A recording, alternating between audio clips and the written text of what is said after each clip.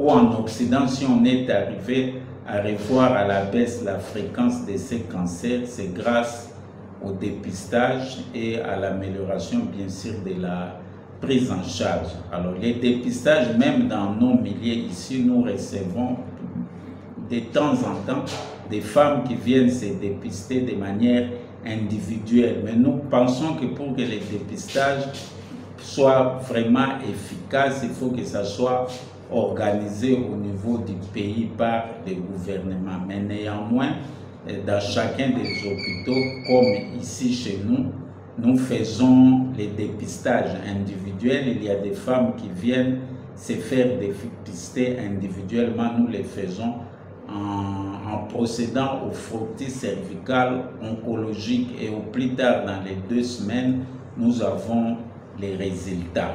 Et nous avons aussi des fermes promesses de la part du gouvernement que les vaccins, nous pensons que d'ici là, les vaccins pour la prévention des cancers du col va commencer aussi dans notre pays. Alors si on a dépassé les stades préventifs et qu'on a la malchance, si je peux m'exprimer ainsi, de faire un cancer du col, la prise en charge de ces cancers s'est fait de manière multidisciplinaire. Il y a les gynécologues, il y a les radiothérapeutes, il y a aussi l'oncologue, il y a les psychologues, comme pour toutes les maladies graves. Pour les cancers du sein, c'est la même chose. Et ce qui est important, c'est d'abord la prévention. Et en matière de prévention pour les cancers du sein, ce qui a fait l'efficacité, c'est la mammographie.